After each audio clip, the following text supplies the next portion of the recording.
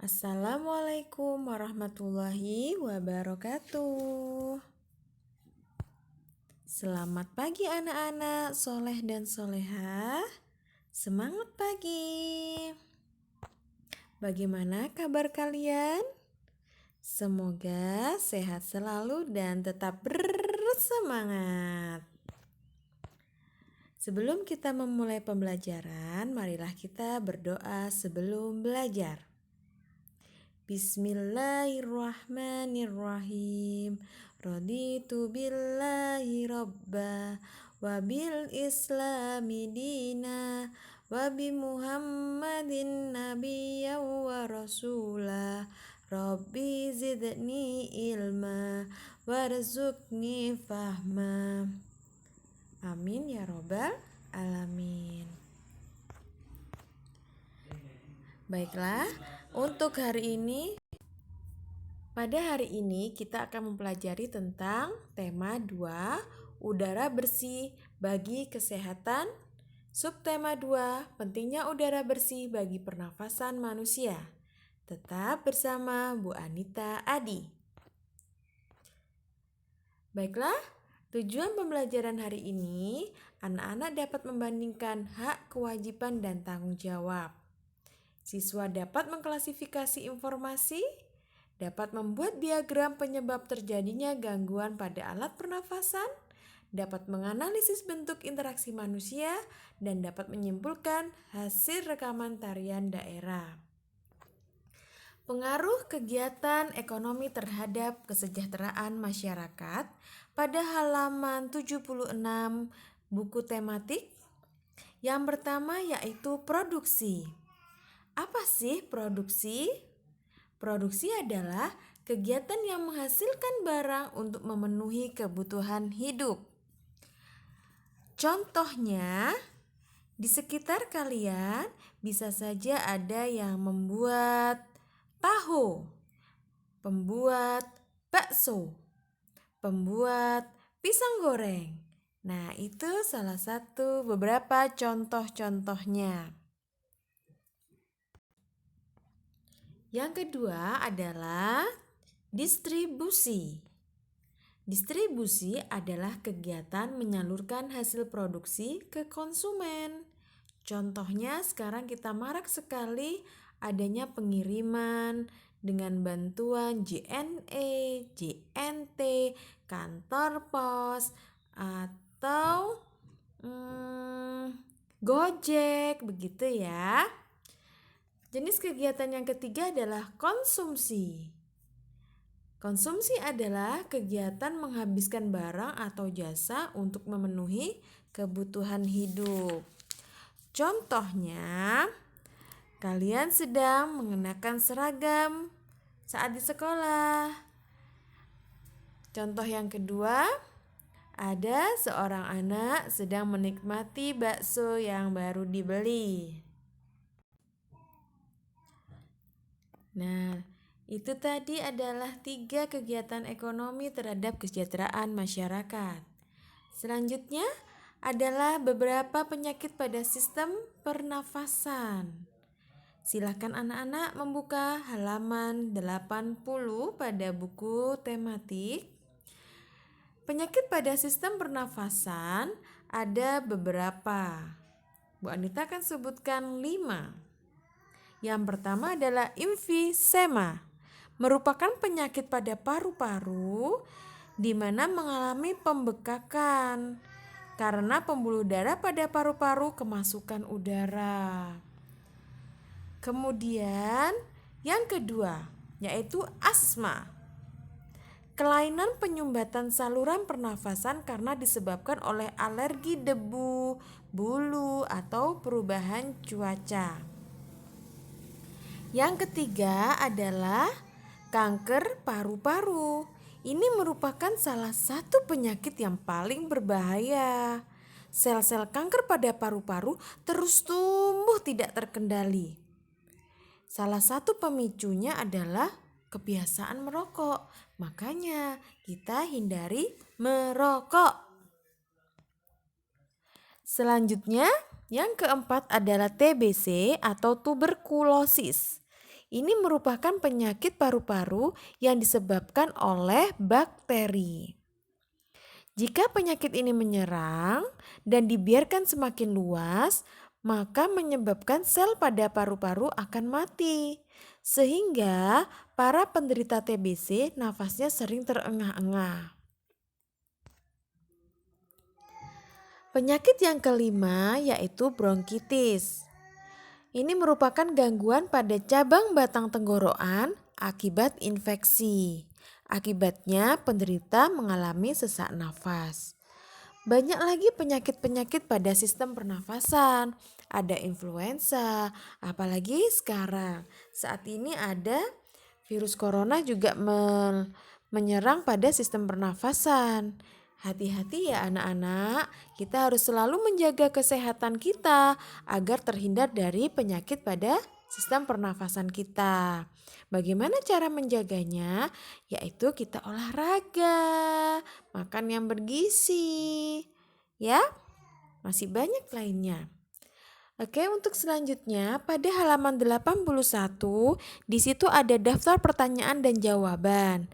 Tugas kalian adalah menjawab pertanyaan yang ada di dalam halaman 81 sampai 82. Ingat, hanya menjawab pertanyaan yang sudah ada di buku tersebut. Contohnya, kata tanya apa?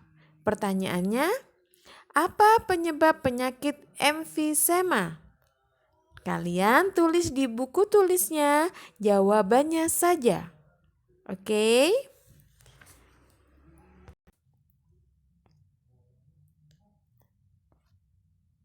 Selanjutnya kita akan belajar dalam mengambil keputusan dengan musyawarah pada buku tematik halaman 85. Di situ ada Edo dan kawan-kawan yang sedang membicarakan rencana peragaan tari. Nah, anak-anak silakan anak-anak membaca halaman 85. Nilai-nilai penting dalam pengambilan keputusan adalah kebersamaan. Pengambilan keputusan harus dilakukan secara bersama-sama. Duduk dalam suatu tempat dengan tujuan yang sama demi kebaikan bersama. Kemudian yang kedua yaitu kebebasan berpendapat. Kita tidak boleh memaksakan pendapat kepada orang lain. Boleh mengutarakan pendapatnya, tidak boleh menimbulkan perpecahan, tidak menyinggung perasaan orang lain. Yang ketiga adalah nilai menghargai pendapat orang lain.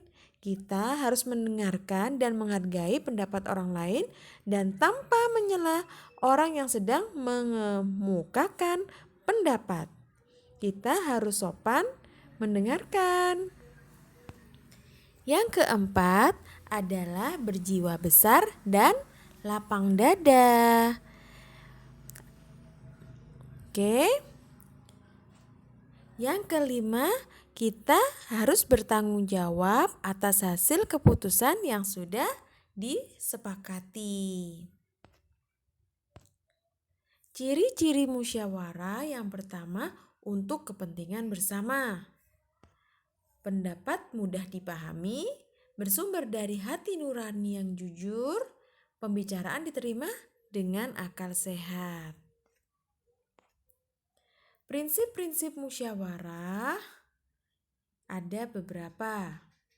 Akal sehat dan jujur, gotong royong dan kekeluargaan, kepentingan umum, dapat dipertanggungjawabkan, dan dapat melaksanakan keputusan dengan baik. Cara bermusyawarah ini ya, yang pertama hadir sebelum dimulai. Jika undangan musyawarahnya jam 8, kita hadirnya setengah 8. Kemudian ada kepanitiaan. Jadi ada ketuanya, ada sekretarisnya yang menuliskan pendapatnya teman-teman. Kemudian ada peserta musyawarahnya. Siapa peserta musyawarahnya? Begitu ya. Kemudian yang ketiga, setiap peserta musyawarah berhak menyampaikan pendapat, berhak berpendapat. Siapa yang mau memberikan ide, angkat tangan, begitu ya. Jadi harus angkat tangan dulu. Lalu dipersilahkan oleh notulen atau ada moderator, itu silakan si A menyampaikan pendapatnya apa, kemudian si B, kemudian si C ya. Jadi harus antri dalam berpendapat, boleh semuanya berpendapat. Kemudian selanjutnya yaitu peserta mencapai forum. Kemudian forum itu adalah penetapan jumlah minimum anggota yang harus hadir pada musyawarah. Contohnya dalam satu kelas isinya kelas kita 25. Kita musyawarah harus ada 20 anak. Jadi kita forum atau forumnya 15 peserta kita mulai gitu ya. Pesertanya mencapai minimum, jumlah minimum. Kemudian selanjutnya yaitu kita harus menghargai pendapat orang lain. Dan yang keenam adalah pendapat yang disampaikan harus dapat diterima akal sehat. Tidak untuk kepentingan pribadi saja. Tidak boleh menyinggung orang lain sesuai dengan norma. Tidak boleh menimbulkan perpecahan. Ini nih tadi ya. Bagaimana cara kita berpendapat dalam musyawarah? Yang pertama kita harus acukan tangan. Berbicara setelah dipersilahkan oleh pimpinan rapat atau oleh moderator. Kita berbicaranya dengan sopan, suaranya harus jelas, tidak boleh suaranya pelan-pelan atau suaranya sambil bentak-bentak, sangat keras sekali, itu tidak ya. Suaranya jelas, cukup jelas. Kemudian juga antri dalam berpendapat, gak boleh rebutan. Kalau ada yang berbicara, kita harus menunggu sampai pembicaraan teman kita selesai, tidak boleh menyela. Sikap bermusyawarah. 1. Menghargai pendapat orang lain. 2. Tidak menyela pendapat orang lain. Tidak memaksakan kehendak orang lain. Yang keempat, tidak memotong pembicaraan orang lain. Oke, tadi itu adalah sikap-sikap dalam bermusyawarah. Tadi Edu dan kawan-kawan sedang memusyawarahkan tentang peragaan tari. Nih, persiapannya ternyata dalam memperagakan, tadi Edu dan kawan-kawannya sudah membicarakan tentang persiapan peragaan karya tari. Yang pertama kita harus menentukan bentuk karya tari. Mau nari apa kelas kita? Mau nari tunggal alias satu orang saja, atau pasangan, atau kelompok. Nah, itu harus dibicarakan di depan. Yang kedua, kita milih tari. Milih karya tari apa? Harus sesuai dengan bentuk tari. Kalau tarinya itu berpasangan, kita harus cari tarian yang berpasangan juga. Yang ketiga yaitu menentukan jumlah penari. Kalau yang dipilih berpasangan berarti jumlah penarinya 2 orang atau 4 orang, 6 orang. Jadi setiap orang harus ada pasangannya masing-masing. Kalau kelompok boleh 10 ya.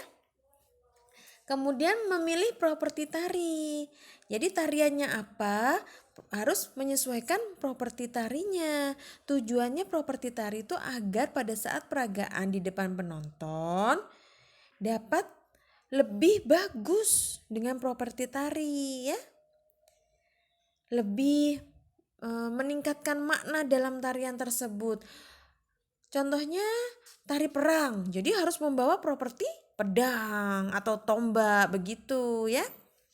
Baik, yang selanjutnya kelima yaitu iringan tari. Saat ini iringan tari bisa kita dapatkan dalam aneka bentuk rekaman. Bisa pita kaset, bisa CD, bisa flash disk dan lain-lain. Yang keenam, busana tari. Nah, harus ada busana tarinya ya, harus sesuai dengan tema tari. Sekarang banyak sekali persewaan busana tari sehingga mudah dalam meminjam mau tari remo, ada tuh di salon ada tari Bali, ada gitu ya. Sekarang banyak sekali menyediakan salon-salon itu busana tari. Oke. Tadi itu sudah Edu dan kawan-kawannya sudah selesai rapat ya. Sekarang anak-anak dapat melihat ini ada beberapa tugas, sedikit sekali tugasnya. Wah, mudah sekali. Ini untuk SPDP ada sebutkan 5 tarian daerah, asal daerah dan properti yang digunakan. Contohnya tari piring. Asal daerahnya di mana, propertinya apa. Begitu ya, 5 saja. Kemudian untuk yang IPS, lihat di sekitar rumah kalian anak-anak. Sebutkan satu contoh jenis kegiatan produksi.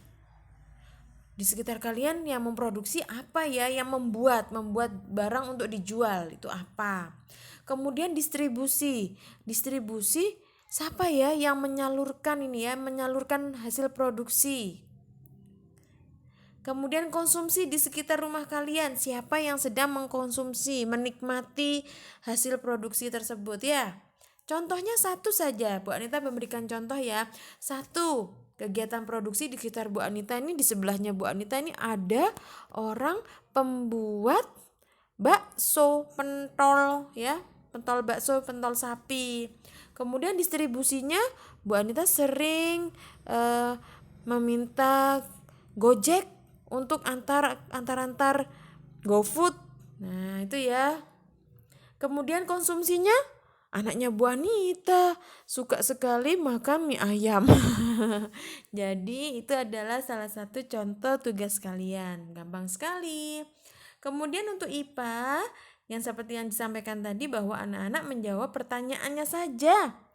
Kalian menjawab halaman 81 sampai 82, pertanyaannya sudah ada di situ, tidak usah ditulis. Kalian hanya menjawab pertanyaannya saja. Oke, terima kasih atas perhatian anak-anak. Semoga anak-anak dapat mengerjakan tugasnya dengan semangat, kemudian kirim ke wali kelas masing-masing. Oke, terima kasih. Jaga kesehatan, tetap ikuti protokol kesehatan ya. Assalamualaikum warahmatullahi wabarakatuh.